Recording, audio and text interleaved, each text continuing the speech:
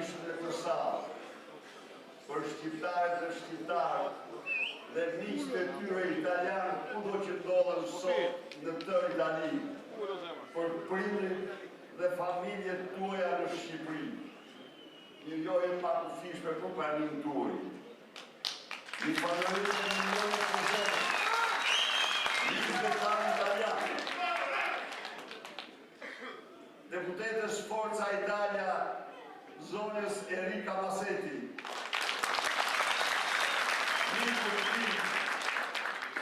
deputetit Aleksandro Batigliocco,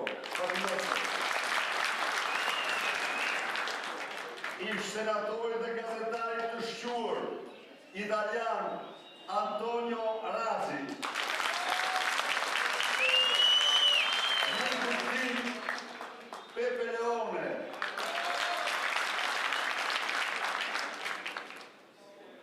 i falenderojmë shumë madh për pritjen vllazërore, ndërimet e mia më të pakufishme, më të përzemërta, më të flakta. Të dashur miq, lidhjet hershme tradicionale trashëgojnë dy popull dhe dy vendet tona mike. Arbëresht në 5 shekuj ekzistencë, fal dashurisë së tyre për dheun nën dhe dashamirësisë së vendasve, arritën të ruajnë gjuhën, identitetin, kulturën e tyre kombëtare dhe jo vetëm kaq, por minoranca e tyre, i dhak këtij kombi personalitetet të shquara, kryetar qeverie, guvernator banke qendrore, ministra, ambasador, poet, shkrimtar, diktor, artist, këngëtar ndër më të shquarit. Kjo diasporë në Itali do të ishte dhe djepi i lidhjes tonë kombëtare. Pas rënjes perë sekur, një val më e madhe, emigracioni shqiptar se ajo pas vdekjes prisit tonë për jeshëm Skënderbeu dhe pushtimit Osman të vendit do të përgonte në Itali. Një gazetar italian në atë kohë foli për njerëz që vinë nga një popull fantazm. Nuk di motivet për të cilat ai e tha këtë gjë, por di se ai pothuajse nuk egzageroi asgjë. Sepse në atë kohë ishin njerëzit më të raskapitur të planetit nga diktatura staliniste e kasaphanës së luftës së klasave, nga tirania e mjerimet dhe hiperkolektivizimit.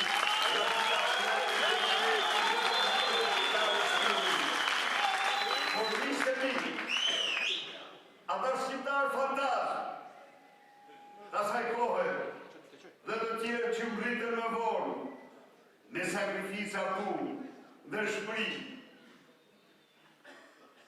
nënçuri, devocion, dëshmorë në këtë vend punëtor të ditos, sipërmarrës të suksesshëm, partner loajal, student të shkëlqyer, shkencëtar, artist, këngëtar të mëdhenj, që me suksesin e tyre, në dheun e tyre të dytë, krenohet kombi italian, krenohet kombi shqiptar.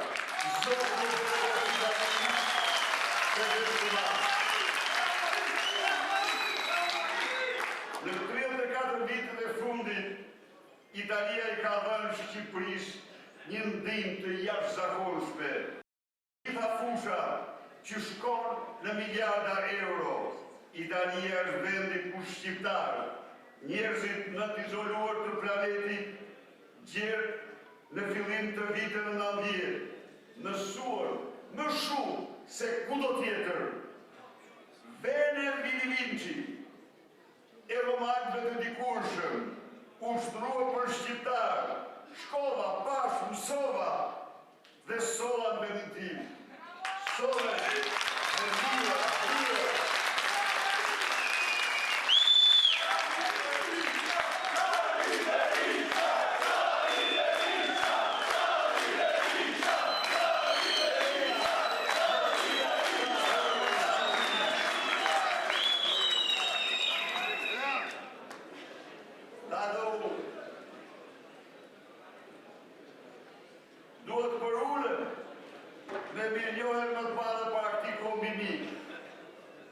të gjithë italianëve që pritën, punësuan, bashkëpunuan apo punojnë me shqiptarë.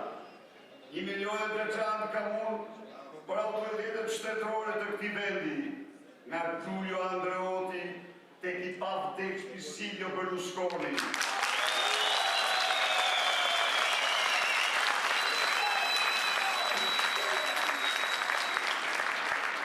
Nga Mattarella tek Gianfranco Fini, Misteri Rocco Buttiglionev, Pier Fernando Casini, tek presidenti Tajani, Forza Italia.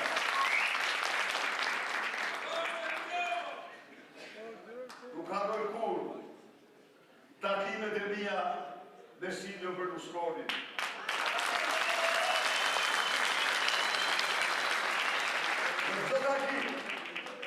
Në çdo takim do të thoshte, Sali, me shqiptar s'kemi asnjë problem, janë të shkëlqyer.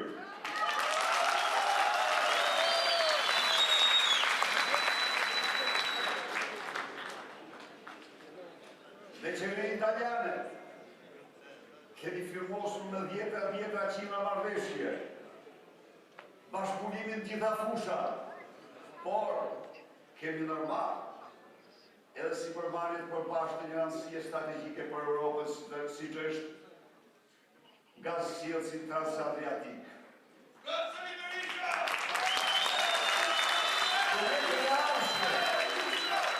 Projektet e ardhshme do të jenë edhe më të mëdha.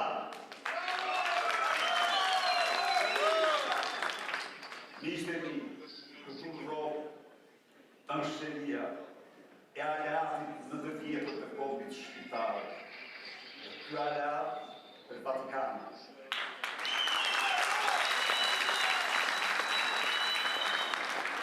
Me këtë rast, duhet shpreh mirënjohje më pakufishme Vatikanit, atit të shenjtë Papa Francesku, por mbështetjen e tyre, që vjen shenjtë i qetit,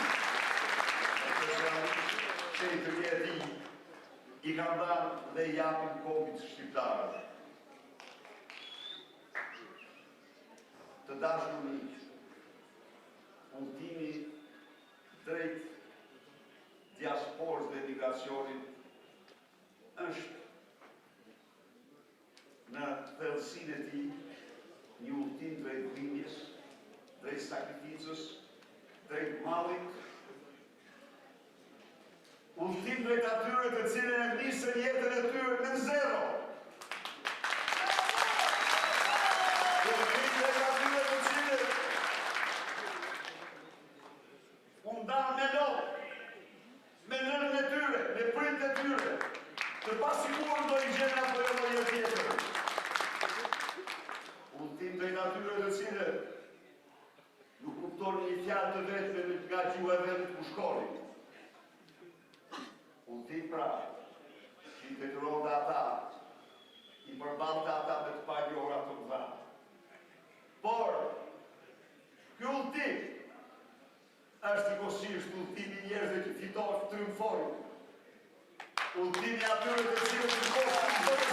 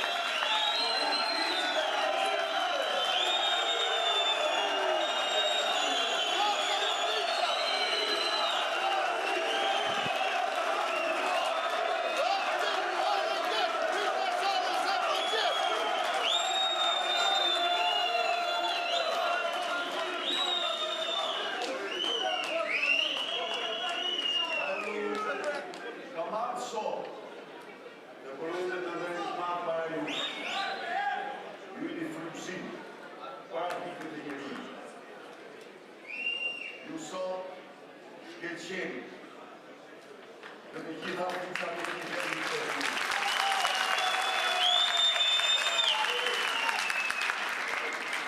Por ka marrë gjithashtu besim plot. Besim plot tek ju. Për të ndarë ju rreziqet e mëdha me të cilat përballet vendi ynë i dashur Shqipëria. Ka marrë tek ju i bindur se çdo shqiptar dhe shqiptar patriot i lindin nënat për të dashur Shqipërinë.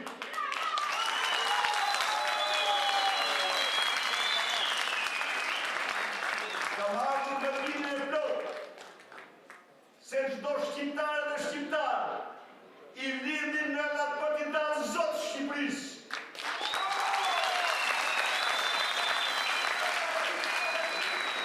Miqtë e mi, sot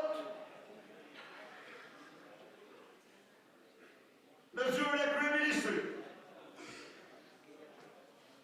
nuk është një qeveritar, nuk është një kryetar shqiptar.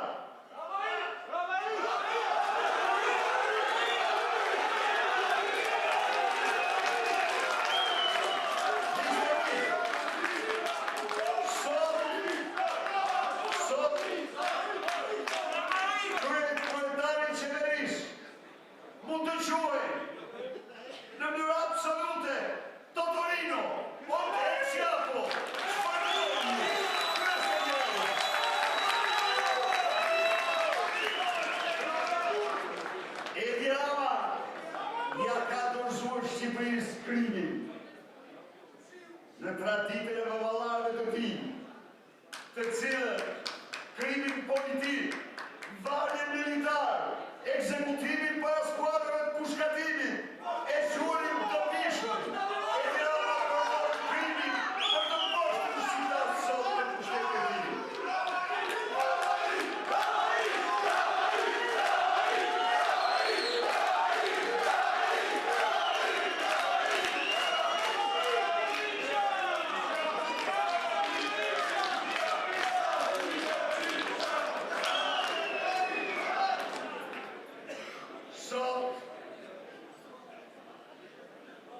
Totorino shqiptar apo El Chapo shqiptar në krye të qeverisë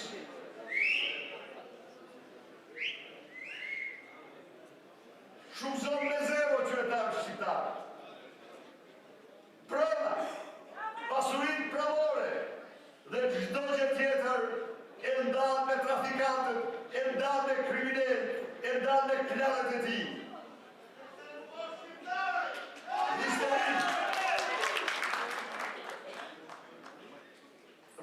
Rreziqet e sotme të Shqipërisë janë rreziqe eksistenciale.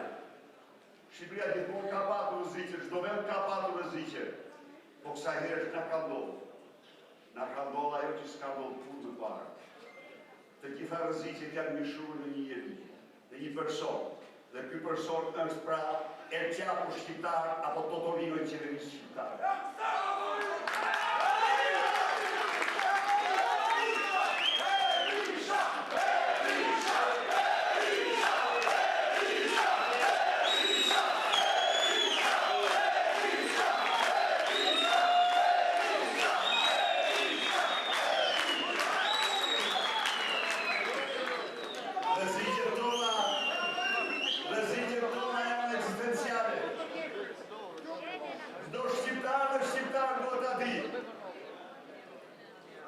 Se i mandati 4 për Ediranën, i cili në 10 vite përzuri nga Shqipëria 45% të shqiptarëve, vetëm hapësirën e Bashkimit Evropian, 1,9 milion shqiptar. Në një mandat tjetër, Shqipëria nuk do të ekzistojë. Shqipëria do shtrohet në tokën e kriminalëve, e bandave, e trafikantëve. Tokë e Zotit e bukur edhe u do shuhet ka faqja e tij.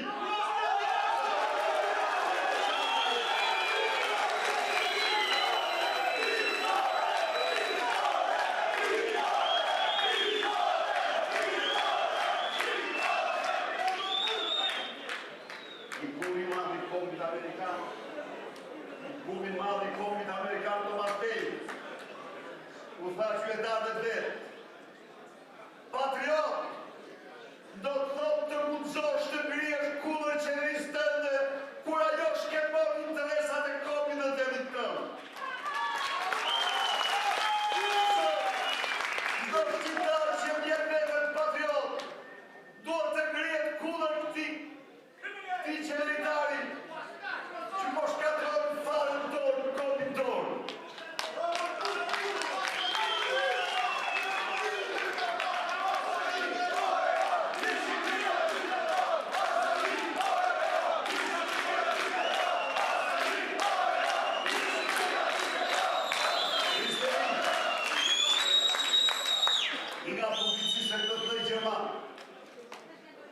Michael Martins shkruan se Edi Rama është kryeministri më i mirë i Serbisë pas Nikola Pašićit.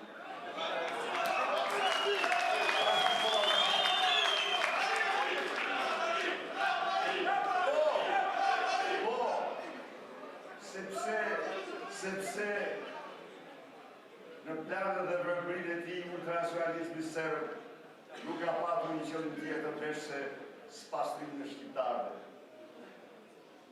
Po kur ka ndodhur historinë tonë kombëtare, që në 10 vite të largohen nga Shqipëria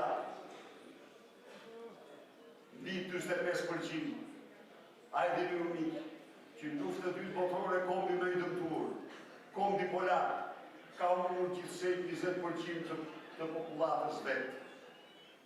Kurse shqiptarë në një genocid të butë të ushtruar nga Edi Rama, ku mbasi në 10 vite, 45% patenes tyre.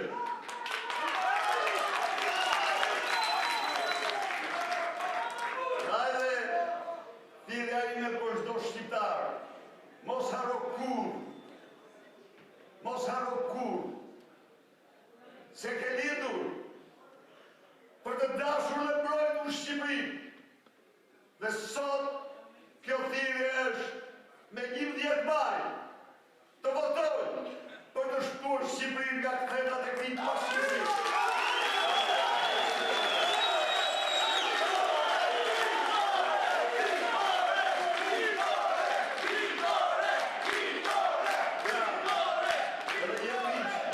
Edhe jemi mos harroni se kemi patur rreziqe të gjithë histori.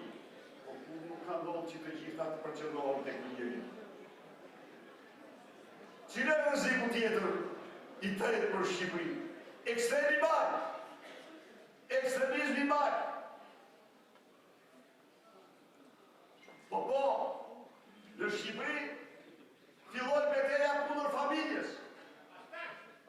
Në Shqipëri filloi numërotimi i prindërve, prindi 1, prindi 2. Në Shqipëri Edi Rama solli, i frymzuar nga mostre e njerëzimin George Soros, solli në parlament ligjin për të krijuar fermat e grave, për të lindur fëmijë të askujt. Të janë vërteta të gjitha, ju mund të duket hapi, por këtë është realiteti në Shqipëri. Sepse Edi Rama e shkruaj Shqipërinë në kopshtin e George Sorosit. E armikut të egër, jo vetëm të kombit shqiptar, po të njerëzimit. Të dashur miq, ne që u përpoqëm, ta shfarosim, u përpoqëm për një Shqipëri pa opozit, u përdor gjithë pushtetin, i nga pushtetin shqiptar, por e vërteta është edhe pushteti i mosës njerëzimit George Soros dhe mafjes së tij. Mirë, por ne e dimë se Shqipëria pa opozit nuk duhet të ekzistojë. Kishim qenë ne pa opozit, e kishim provuar se ç'ishte Shqipëria pa opozit. Nata më e zezë një kombi. Ndajde nuk u dorëzu. Ndajde me besim të madh. Shkojmë drejt fitores.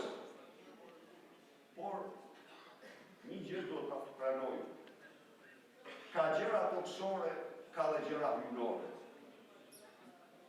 Dhe në këtë kontekst, dy mrekulli sa toksore dhe hynore ndodhen. Mrekullia e parë e madhe ishte fitoria e Donald Trump.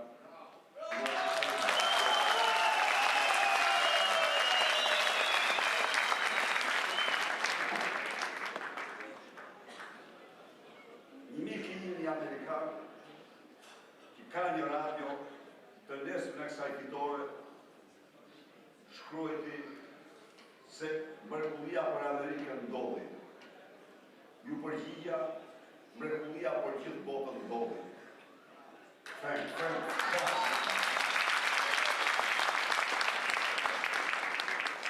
Kështu që ne mbrojtëm ato vlera që janë vlera bazë themelore për njerëzit e lirë. Dhe kjo fitore ishte një rëndësie të madhe, miq.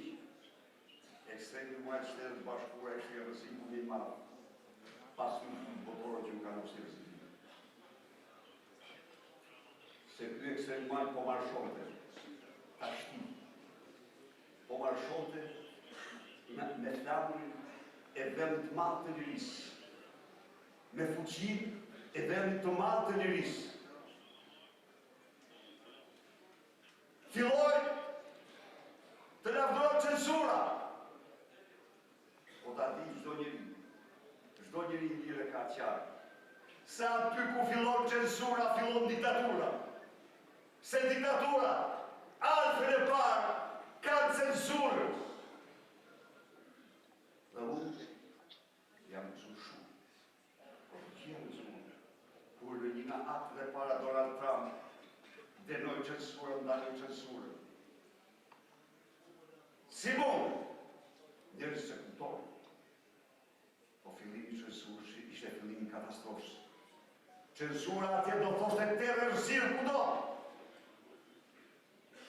Pra, kjo ishte mrekullia Trump, e fitores Donald Trump. Dekretoi 2 gjini.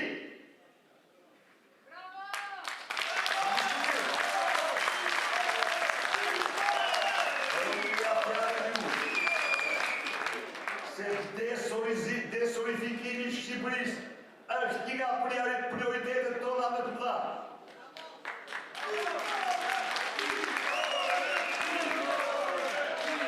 Po miq, e kemi marrë vështirë. Presidenti Donald Trump i ka ndaluar popullës së George Sorosit e Anthony Blinken të futet në çdo ndërtesë federative.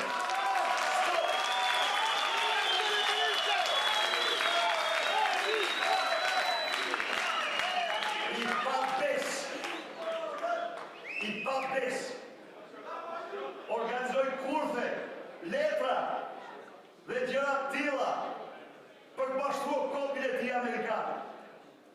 Detyrën që mori si sekretar shteti i vendit të parë përfundoi në sekretar shtetin George Sorosit. Sekretari George Sorosit. E kushtesin të vendit. Mrekullia e dytë e madhe që ndodhi ishte vota e juaj, votimi i diasporës. Edhe kjo ishte një mrekulli se lidhet të një kapë.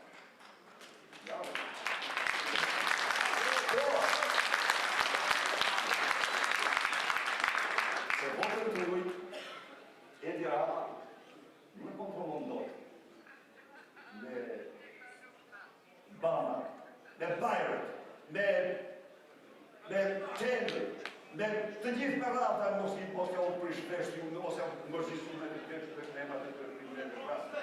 Se janë. Jo! Po të ndruaj. Nuk të ndoj të ndej 10, 15, 20, 30.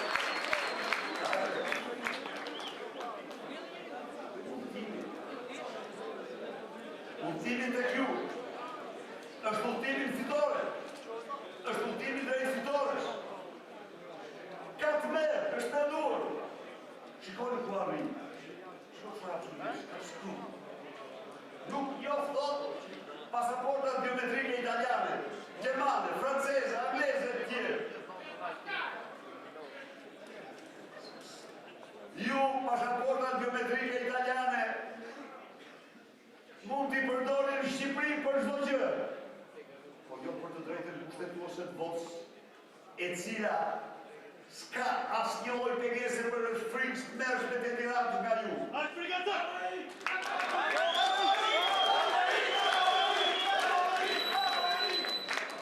Daj miqtë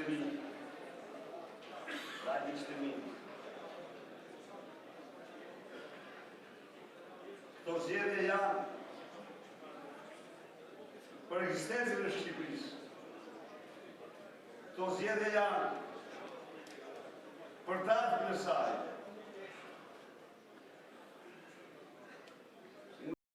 Një shifër të danë. Në vitin 2009-2013, 180.000 emigrantë dhe familje të tyre u kthyer në Shqipëri.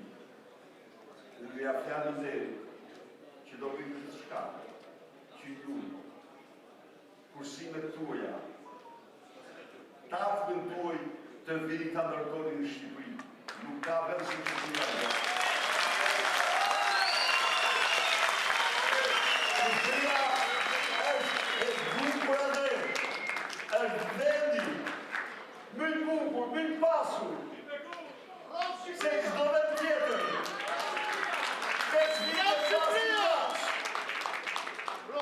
Pas një taks në Shqipëri, i keni paguar taksa për 20-30 vitesh me emitencat tuaja që keni dërguar në Shqipëri. S'ka taksa, të kthejnë të ndoni suksesin në Shqipëri që keni mërtuar.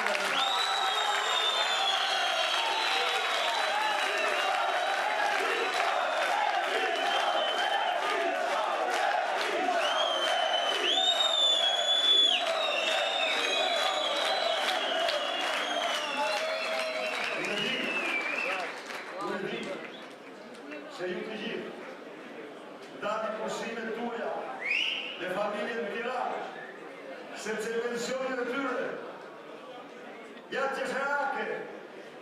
Një pensionist e ka pensionin sa të ka qenë në shtëpisë në Gjermani. Po, paguajmë 130 euro për qenin, 100 euro për macën.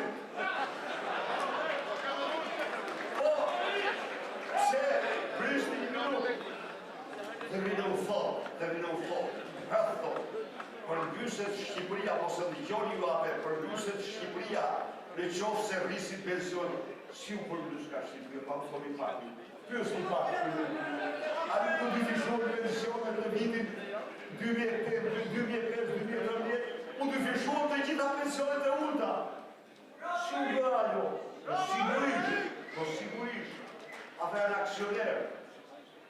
Në pasurit kombëtare, ata kanë shkrit djerë se mundin në pasurit kombëtare dhe bugetin do japë atyre. Nuk mund t'i konservoj qenje inexistente. Dhe unë, ju garantoj se 3 muajt e parë do përmbyse shpërndarja tavola dhe bugetin. Do vendoset minimumi jetik, s'do ketë pension në 200 euro. Dhe eqo, dhe kabinetet në vraka në pensionet e rejo. Do ketë rogë minimale, dhe 500 euro. Por të ezur të rogës minimale dhe të lartë në rejo. Do ketë rogë mesatare në 1200 euro. E po kjo është dhe një si për ju, se ju përbaloni kafshatë njërzve tuj, përbaloni ilaqët e njërzve tuj, përbaloni jo ma ka do të ketë nësiti me i vetë ato, jo të presin nga ju. Pra, do të transformojnë Shqipëri. Shqipëria ka nevojë etike për një transformim të thellë, dhe unë ju garantoj se programi ju do të transformojnë Shqipëri. Dhe ju do t'jeni aksioner, transition, kryesor të këtij transformimi.